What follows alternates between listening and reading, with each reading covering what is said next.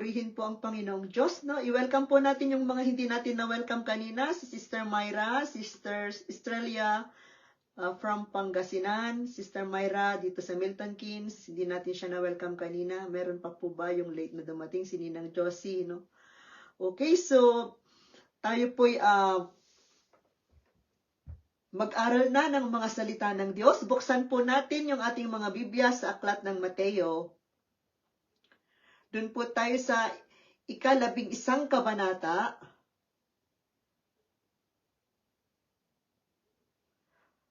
Umpisahin po natin siyang basahin mula sa verse 28 hanggang 30.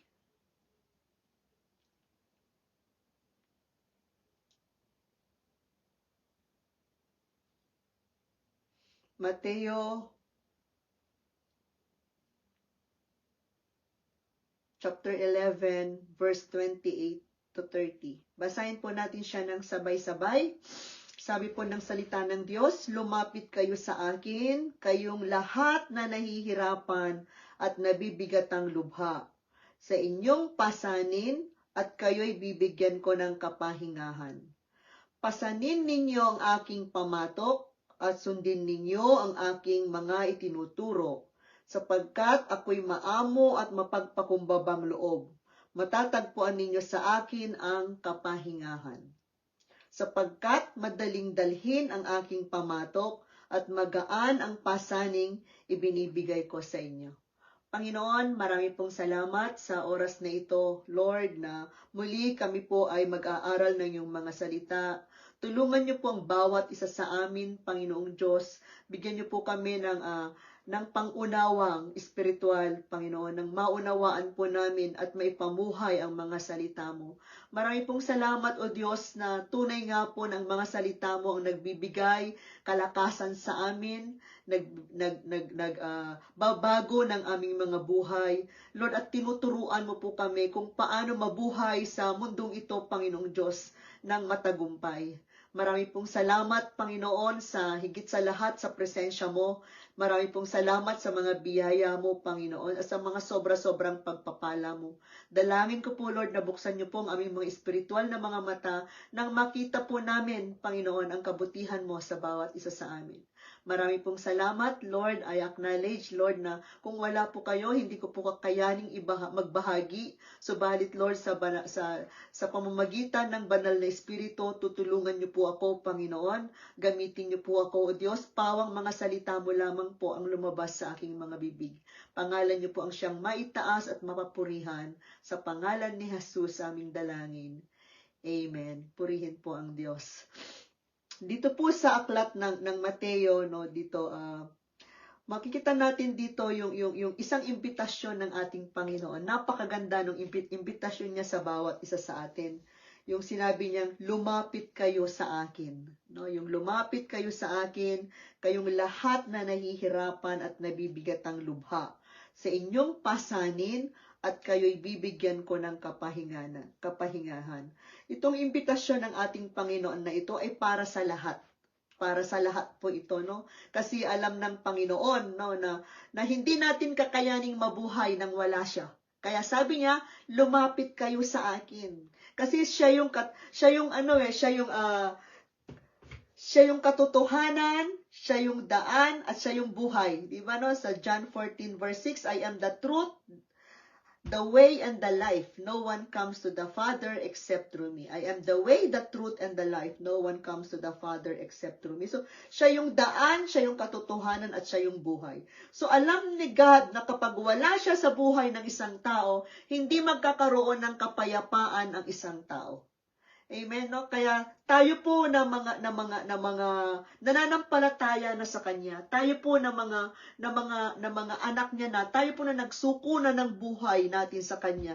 Mas mauunawaan po natin ito kasi nasa atin na yung banal na espiritu nung tinanggap natin si Jesus bilang Panginoon natin at sariling tagapagligtas. Yung banal na espiritu po ang tinanggap po natin. Siya po yung nagtuturo sa atin. Siya po yung nag-iinganyo sa atin na lumapit sa Panginoon. Kaya tayo po, no, hindi sa tayong lahat, wala pong tao na hindi mangangailangan sa Panginoong Jesus. Kailangan po natin, di ba sabi ko nga, siya po yung regalo.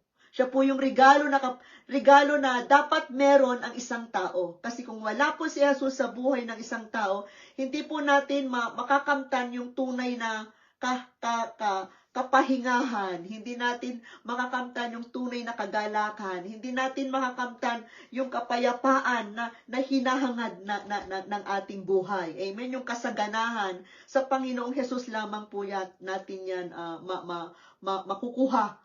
At hindi sa mga bagay na kung baga yung binibigay ng mundo sa atin. No, di po ba no? Minsan pinapalitan natin ng mga bagay na pag may meron akong ganito, magiging masaya na ako. Kapag marami akong pera, magiging masaya ako. Kapag gumaling lang ako, magiging masaya na ako. No? Pero ang kasiyahan po tala o kagalakan o kapahingahan is nakukuha lamang po natin dito sa Panginoong Jesus. No, ngayon nagdadalamhati po sila. Tita, actually yung namatay po is pinsan ko. Pinsang buo ko po si Jingjing. No? Siya po yung pinagpipray po natin every 7 p.m. sa covenant prayer po natin. So, minsan nagtatanong tayo, bakit nangyari itong ganitong bagay, bakit nangyari. Pero tandaan po natin, no, yung Diyos po na pinaglilingkuran po natin is mahabagin. Mabuting Diyos po siya. No? Siya po yung Diyos na umiibig sa atin. Never na hinangad ng Panginoon na tayo ay maging malungkot. Never na hinangad ni God na tayo ay mapariwala. Mahal na mahal po tayo ng Panginoon. Dapat po natin ding malaman na tayo ay we are living in a fallen world, no? Hindi po perfect yung mundo na kung saan tayo nakatira, no? Kaya nga po mas mabigat ang buhay kapag wala po ang Panginoon. Amen.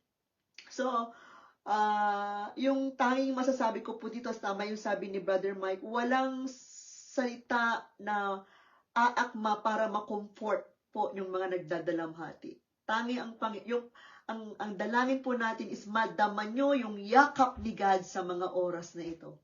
Amen. Mahal po tayo ng Panginoon.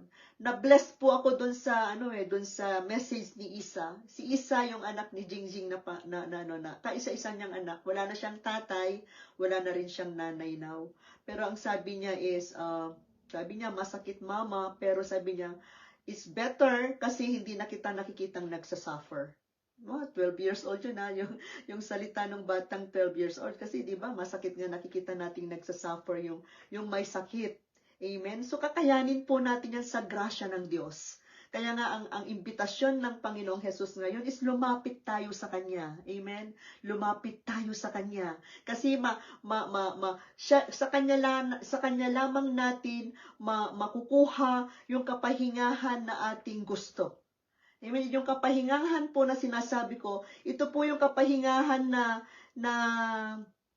hindi na ibibigay na kapag day off mo, hindi po yun day off ka, magpapahinga ako. Actually, pag day off po natin, hindi man talaga tayo nagpapahinga eh. Naglalaba tayo, nagluluto tayo, kung marami tayong mga ginagawa, no? Actually, hindi po yung kapahingahan. Yung kapahingahan dito, yung binibigay ni God sa atin, is yung kapayapaan ng ating puso, na kahit na ganun yung nangyari, no? Kasi po yun yung presensya ng Panginoon sa ating buhay. Amen? Yung sabi ko nga yung kapayapaan is hindi dahil sa wala tayong problema. Yung kapayapaan is hindi dahil sa wala tayong mga pagsubok sa buhay, no? Yung kapahingahan po o kapayapaan na sinasabi ko po is presensya ni God, no? Sa gitna ng mga pagsubok. Yung presensya ni God sa gitna ng mga maraming nangyayari sa buhay natin na hindi natin maunawaan. Amen? Kaya ang imbitasyon ng Panginoong Jesus is, lumapit kayo sa akin. Come unto me. No, sabi niya, lumapit kayo sa akin, kayo na mga nabibigatan o nahihirapan. Sabi niya, sa inyong pasanin at kayo'y bibigyan ko ng kapahingahan. Panginoong Jesus lamang po yung may ganyang pangako. Amen? Panginoong Jesus lamang po. Hindi po natin kakayaning mabuhay sa mundong ito ng may kapayapaan kung wala po ang ating Panginoong Jesus. No, magbabad po tayo sa kanyang mga salita, no? Yung kasi yung salita ng Panginoon, no, siya yung doon sa awit 119 verse 105 ang sinasabi niya doon, salita mo isang tanglaw na sa akin at patnubay sa landas kong daraanan, liwanag na tumatanglaw. No, yung pong salita ng Diyos, yun po yung gumagabay sa atin, no? Yun po yung nagpapalakas sa atin. Kung baga sa pagkain sa ating physical na katawan, no, yung pagkain po natin na kinakain natin araw-araw, no, yun po yung nagpapalakas sa ating physical na katawan. Pero sa ating spiritual na katawan, para hindi po tayo mabagabag, para hindi po tayo mangamba, hindi po tayo mapariwara, no? Hindi po tayo nagkakaroon ng mga alinlangan, gano'n, no? Magbabad po tayo sa salita ng Diyos. Dahil doon lamang po natin makukuha yung kalakasan, kapahingahan na pangako ng ating Panginoon. Amen. Lapit po tayo sa Kanya. Kahit na minsan hindi mo siya nararamdaman, lumapit lamang po tayo sa Kanya, manalangin tayo. Hingiin natin yung grasya ng Diyos. Hingiin natin yung yakap ng Panginoon. Pwede mong sabihin, Lord, yakapin mo ko. Pwede po nating sabihin yun, yakapin mo ko, Panginoon. Kaya nga ang panalangin ko kala tita, no?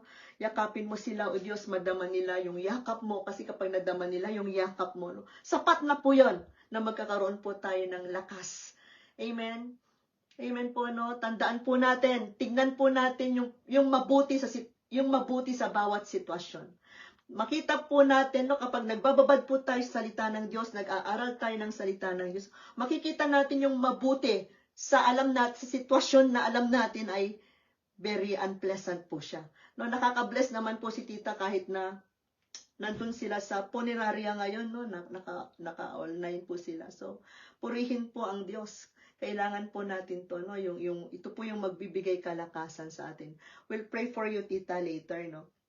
Purihin po ang Panginoon. So dito sabi niya, kapahingahan, no, kapahingahan. Ito po yung kapahingahan, hindi po to nabibili ng pera.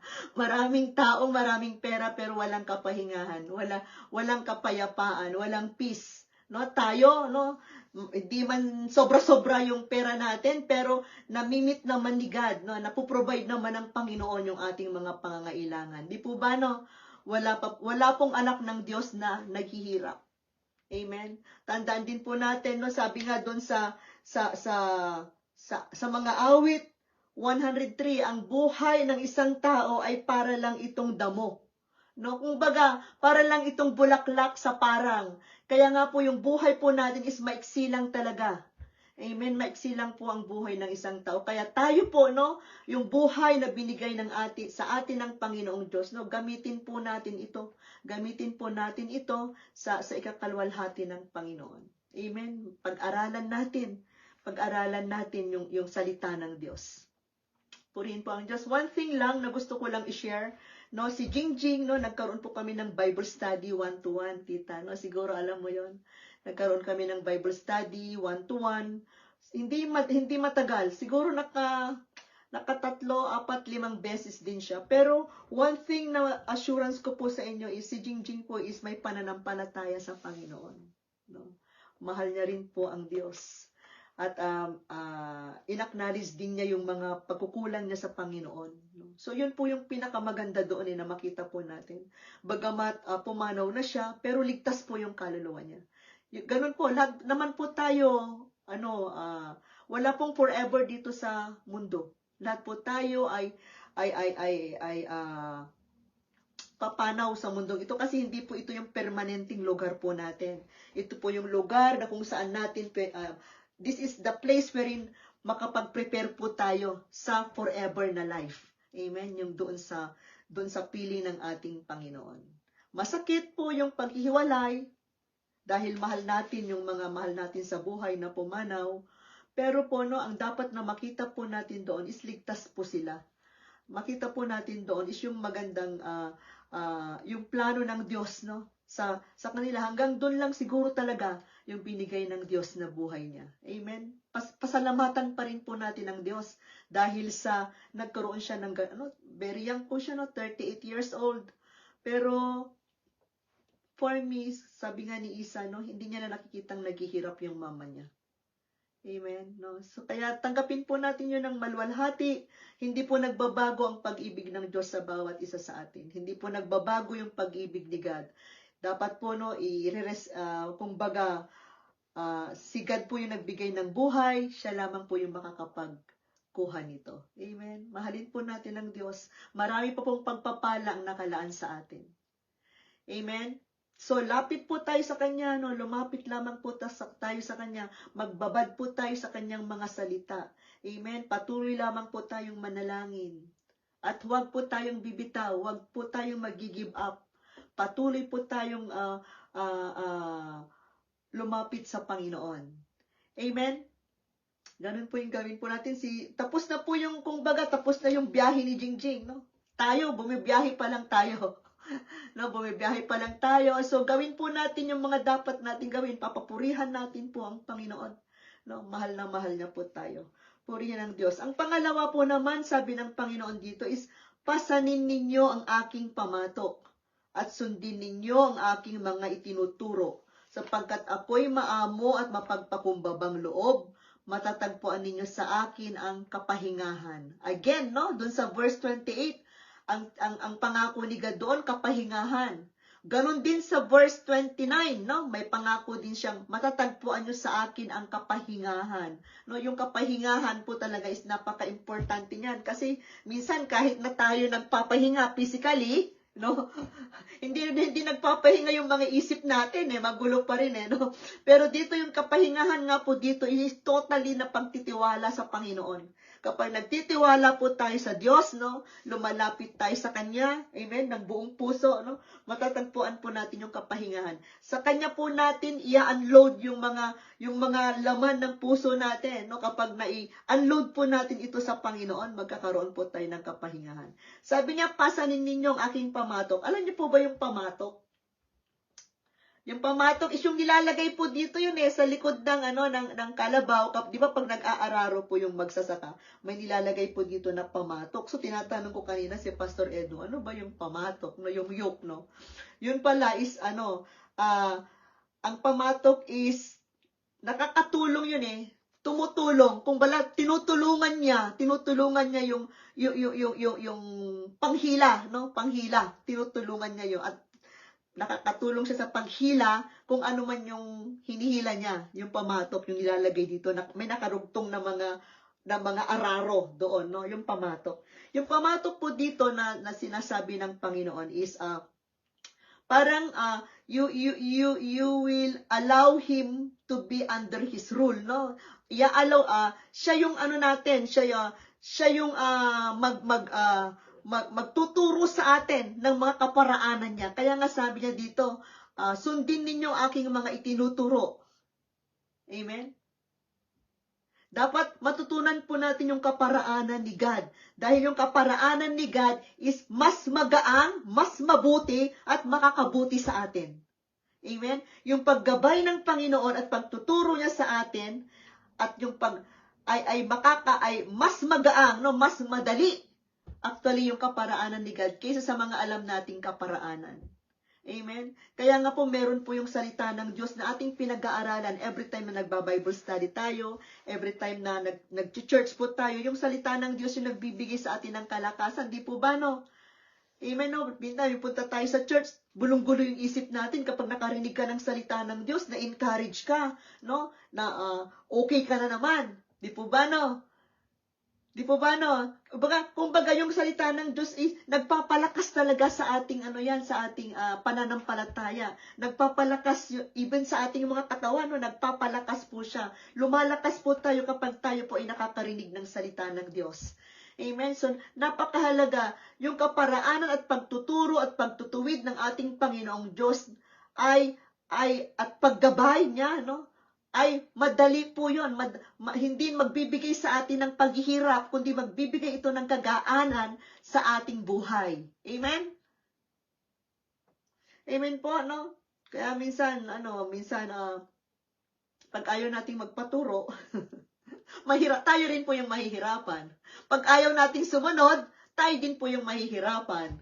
Di po ba, no? Pero kapag sumusunod po tayo, sabi nga doon sa Bible, doon sa James 1:22, kapag tayo po ay nakikinig lang ng salita ng Diyos at hindi natin ito sinusunod or ginagawa, anong sabi niya doon? Parang dinideceive lang natin yung ating sarili. Niloloko lang natin yung ating sarili. Kaya nga po, napakahalaga na tayo ay matutunan natin yung kaparaanan ng ating Panginoon. Amen po, no? Ano yung kaparaanan ni God? Mahirap po bang gawin? Nagsabi ni God, magpatawad ka. Mahirap po bang gawin yun? Hindi ako magpapatawad. Nasaktan ako, no? Pero kapag sinunod po natin yan, magkakaroon po tayo po yung pinakamasayang tao kapag natutunan po nating magpatawad. Di po ba, no? Yung mga katuruan ng Panginoon na huwag kang gaganti. Di ba, no? Pag gumanti ka, no, hindi ka rin magkakaroon ng kapayapaan. Amen? Kasi yung galit mo no? Pero pag danalangin ka, Lord, bahala ka na po sa Kanya. No?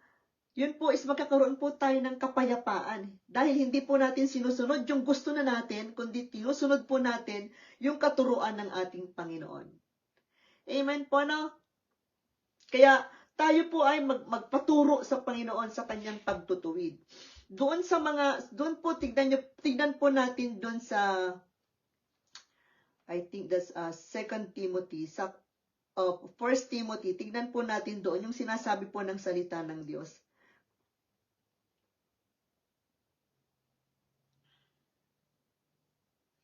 Ikalawang Timoteo. Doon po tayo sa verse 16. Chapter 3, verse 16.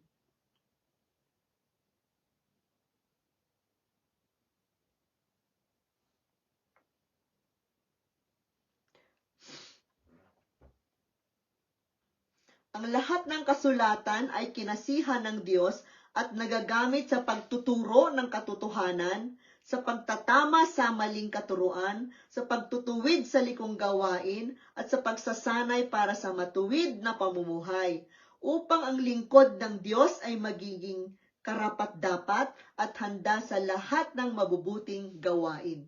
No, yun po yung salita ng Diyos. Kaya nga yung pagtuturo na sinasabi po natin, pagtutuwid ni God, kapag ang salita ng Diyos ay ating binabasa, amen, ating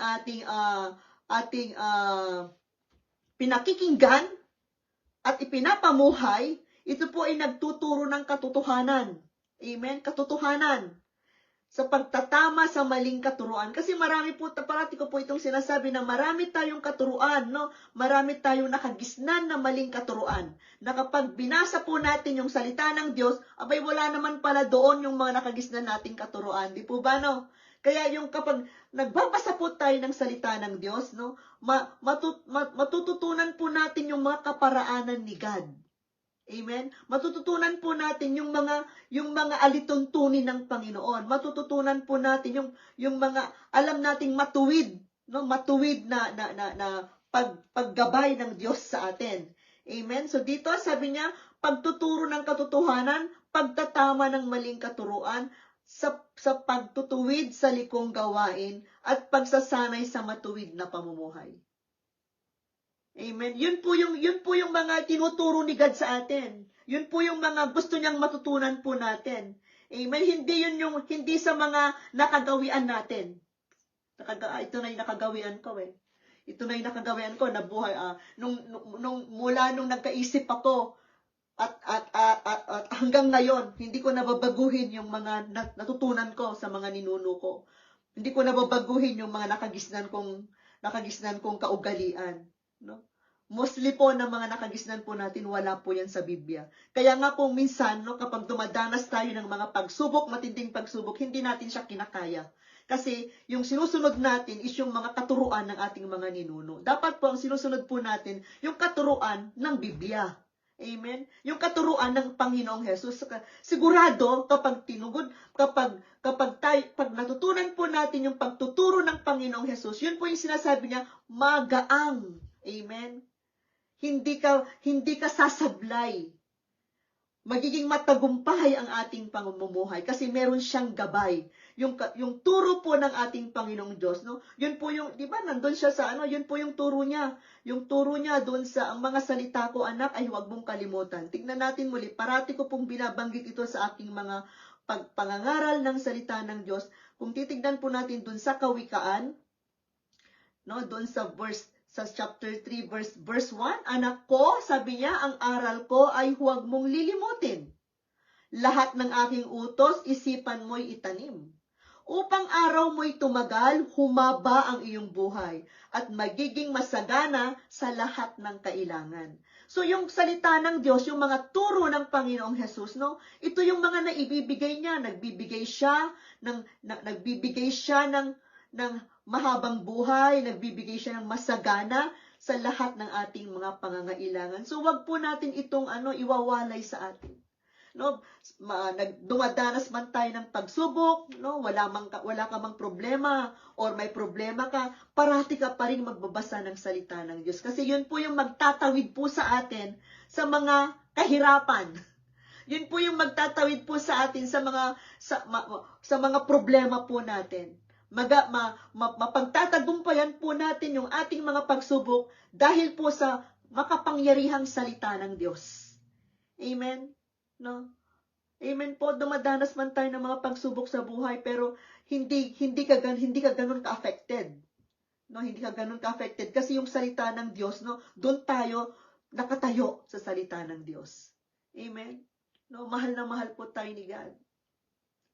Minsan inaalaw lang talaga niya yung mga pagsubok kasi pinapatatag niya yung ating mga pananampalataya. Pinapatatag niya yung ating mga pananampalataya at gustong-gusto ng Panginoong Diyos na tayo ay lumalapit sa Kanya. Purihin po ang Diyos, no? Purihin po ang Diyos. And then, no? Sabi dito, pananalig at katapatay huwag mong tatalikuran. Ikwintas sa iyong lieg at itanim sa isipan. Ang ganda ng mga tinuturo ng Panginoon. Wag mo daw tatalikuran yung pananalig at katapatan, no? Ikwintas sa iyong lieg at itanim sa isipan. Ibig sabihin, napakahalaga niya. Napakahalaga niya. Dahil meron siyang pangako doon sa verse 4. Sabi niya, sa gayon, malulugod sa iyo ang Diyos at kikilalanin ka ng mga tao. Amen, no? Kahit sa ating mga pagsubok, nagiging patotoo po tayo sa mga taong nakapalibot sa atin, no? Imagine, sasabihin nila, si Sister Evelyn, dumadanas siya ng matinding pagsubok, pero napakalakas niya. Hindi nila alam na yung kalakasan po natin is nanggagaling sa Panginoon. Amen? Kung wala po ang Diyos, hindi po natin kakayanin ang mga pagsubok sa buhay. No? Kaya nga po yung iba, no, nagpapakamatay. No? Meron po tayo, nagpapakamatay. Mayayaman, mahirap, nagpapakamatay. Dahil hindi nila kinakaya yung pagsubok. Yung iba nagtitake ng mga antidepressant kasi hindi nila kinakaya. Tayo po, napaka-bless po natin kasi kapag meron tayong pangangailangan at kapag hindi natin, no, yung sobrang-sobra na yung lungkot mo, no, meron po tayong tinatawagang Panginoong Hesus. Malaking bagay po yon. Amen po, no, meron po tayong tinatawag na Panginoon. Malaking bagay po yon. No, na lumalapit tayo sa Panginoon. Amen? So, yun po, no? At saka doon sa verse 30 naman, balik po tayo sa ating main text. Doon po tayo sa, balik po tayo doon sa Mateo 11. Balik po tayo doon. Doon po tayo sa verse 30.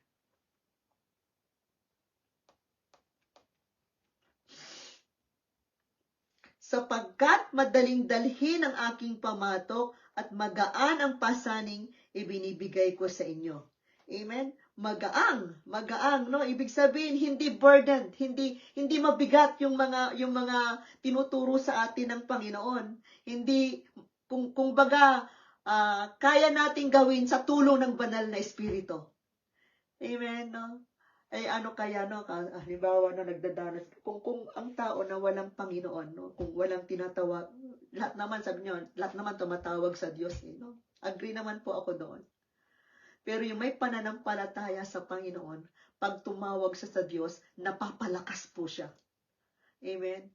Kapag yung taong may pananampalataya sa Panginoong Diyos, no, na kumbaga nagiging blessing pa siya, no, sa mga paligid po niya.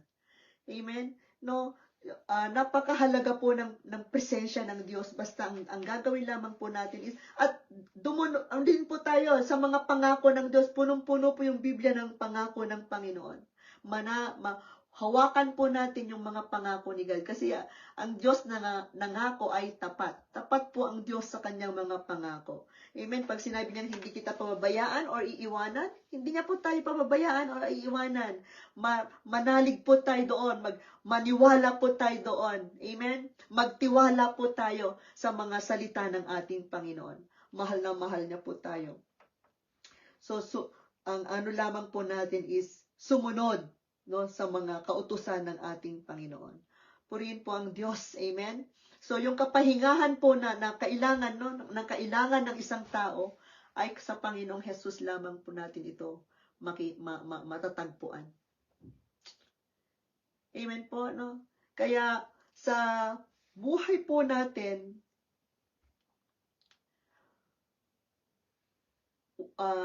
yung sinabi ko nga po kanina, yung buhay ng isang tao is parang bulaklak lang siya, parang damo lang siya, mabilis. No, life is very short. Maiksi lang po talaga ang buhay.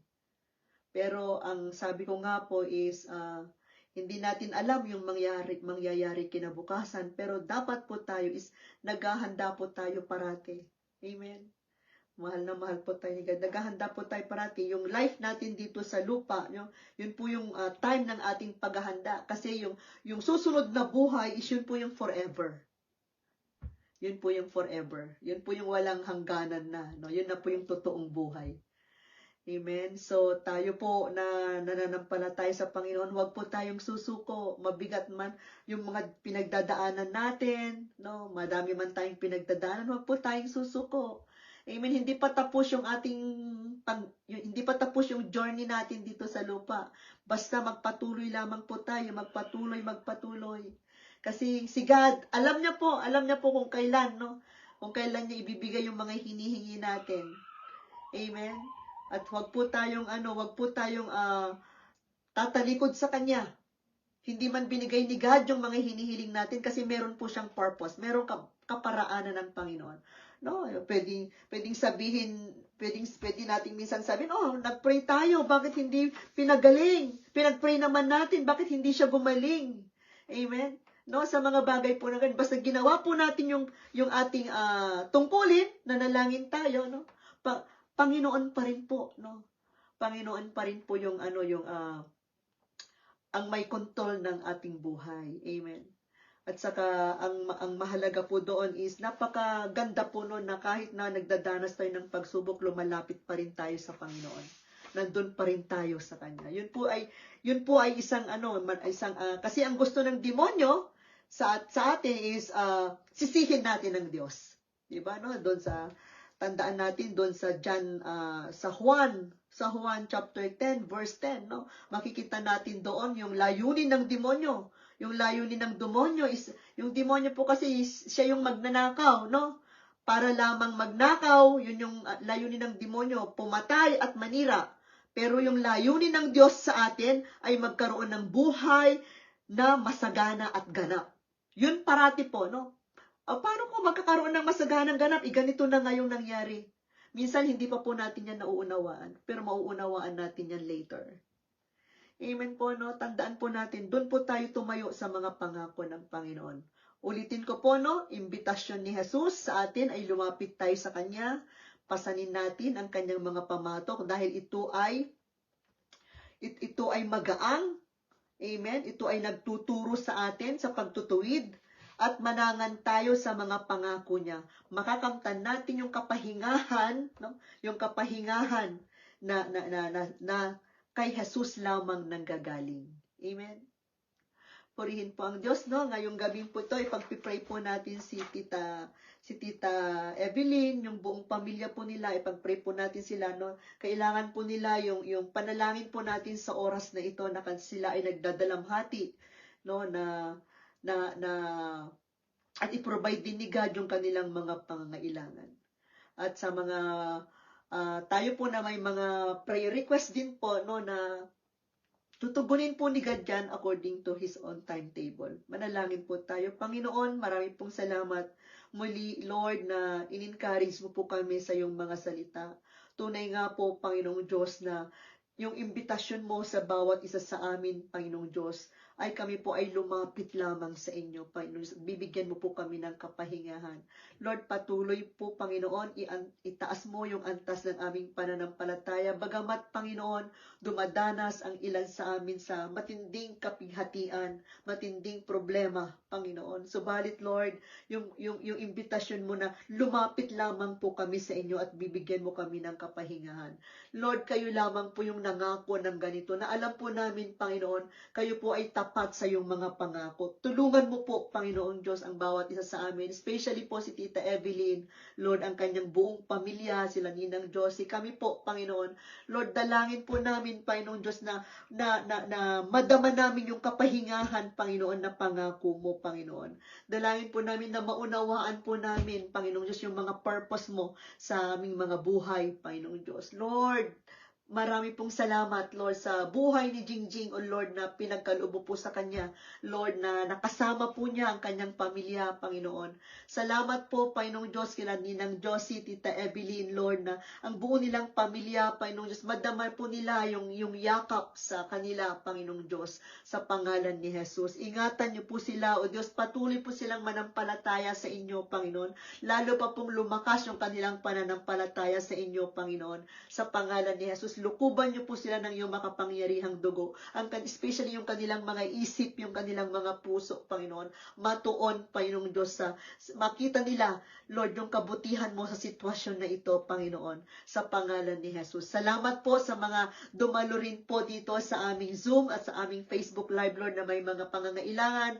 I-provide niyo po, Panginoong Diyos, yung kanilang mga pangangailangan, yung may mga sakit karamdaman, pagalingin niyo po sila, Panginoong Diyos. Lord, dalangin ko, Panginoong Diyos, yung pong may mga financial need, oh God, provides for them, Lord, in the name of Jesus. Yung may mga problema, Panginoong Diyos, sa kanilang mga family, relationship, Lord, dalangin ko po, Lord, na maging maayos po ito, O Diyos, sa pangalan ni Jesus. Doon po sa mga naghahanap ng trabaho, Lord, provide, O God, mag-provide ka po ng mga trabaho sa kanila, Panginoon. Marami pong salamat, Panginoong Diyos, at Lord, purihin ka sa aming mga buhay. Patuloy, Panginoon, patuloy niyo po kaming yakagin sa iyong presensya, O Diyos. Patuloy po, Panginoong Diyos, na ibuhos niyo po yung mga pagpapalang lahat ng klaseng pagpapala, Panginoon Diyos, physical, spiritual, Panginoon Diyos, financial, emotional, Lord, sa bawat isa sa amin, O Diyos, sa pangalan ni Jesus. Marami pong salamat, O Diyos, pangalan niyo lamang po ang siyang maitaas, Lord, sa aming mga buhay. At Lord, salamat po at pinupuri ka po namin, pinapasalamatan sa pangalan ni Jesus aming dalangin. Amen. Praise the Lord.